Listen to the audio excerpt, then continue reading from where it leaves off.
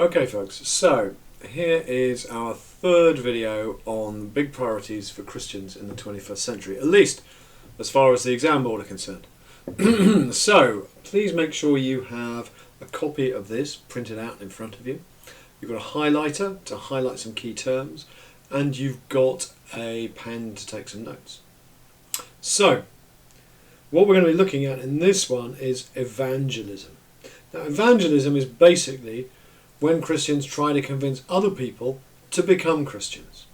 Okay? Now then, this is a big deal for many Christians, particularly people from what's called the evangelical wing of the Protestant Church. They believe that because of the promises that Jesus made, and said things like, I am the way, the truth and the life, they believe that Christianity is the only way through which people can obtain salvation. Okay, they believe that other people who follow other religions are not going to obtain salvation. People who have no religion are not going to obtain salvation, and they are very worried about this. And out of love and concern for those others, they want to convert them to Christianity. So they want to tell them the good news about Jesus and about salvation. Now, the Greek for good news is evangelion, from which we get the word evangelist. An evangelist is someone who tells people the good news. And we get the idea of evangelism, the idea of telling people the good news, and of course the idea of evangelical churches, that is churches who really emphasise this as the key part of their role. So, evangelical churches are churches who view the conversion of other people, by helping them to become Christians, as the best thing they can do as a Christian, because they believe through doing that they are helping those people to avoid hell forever. So they are really, really saving them. They are giving them the opportunity to be saved by Jesus. Okay, so we know all about the way that salvation works, the idea that Christians believe that Jesus' crucifixion restores and resurrection restores the relationship with God. Evangelical churches are churches who really see that they really must go out of their way to save other people. Okay? Now, some evangelical churches concentrate on converting non-Christians in their own communities.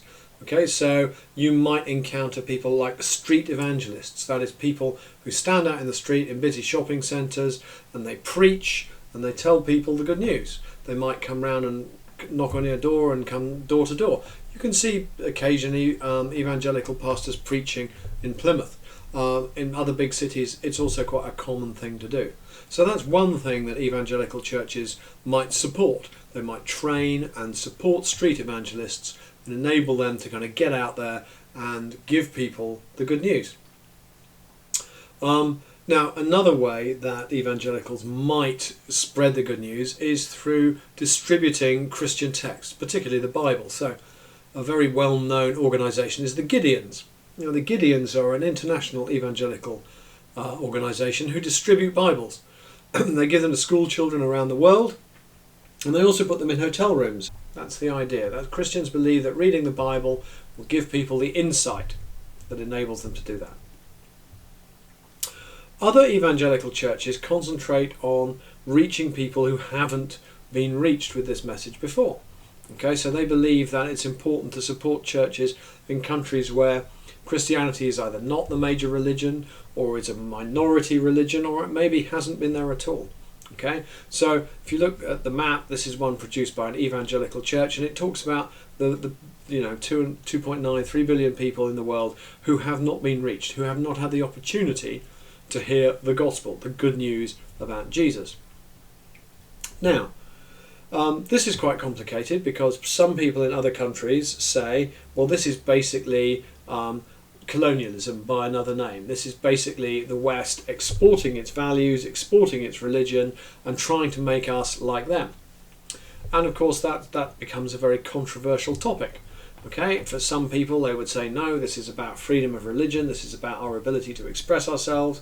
Other people in those countries might say, well, actually, no, this is about you coming and trying to impose your views on us. And of course, some evangelical churches in these poorer countries are incredibly well funded because they're supported by big evangelical churches in the West. So it's not an uncontroversial thing. So why do Christians do this? Well, The evangelical wing of the church has grown very rapidly in the last century. Okay, and they're often very popular, very, very big churches, and people really get involved in them. Okay, so they're not the kind of church that people might pop into on a Sunday. They're churches that kind of fill up people's lives. Okay, and these churches view evangelism as a really critical thing. So everyone they convert essentially becomes an evangelist, and then goes out to tell their friends and their family and the people that they know about Christianity. Okay, so they can often grow quite quickly. And this all comes down to some of the commands that Jesus made after his resurrection, before he ascended into heaven. So there are two things that I think are really quite significant, and these are both quotes. So one of them is, "Go into all the world and preach the gospel to every creature." So that was Jesus talking to his disciples, saying, look, this is your job. You must preach the good news about salvation to everybody. Okay, and many Christians say, well, if it says it in the Bible, that's what we've got to do. We've got to reach everyone in the world with this message. And there's also this other thing, which is known as the Great Commission, okay, from Matthew's Gospel. "Therefore, go and make disciples of all nations, baptizing them in the name of the Father and of the Son and of the Holy Spirit, and teaching them to obey everything I've commanded you, and surely I'm with you always to the very end of the age." So this is Jesus telling his disciples, look, this is your job now. Okay, it's not enough to just kind of be a small group of people. You need to take this message of divine love, of all these things that I've taught you, and take it out to everyone. Make everyone in the world a disciple.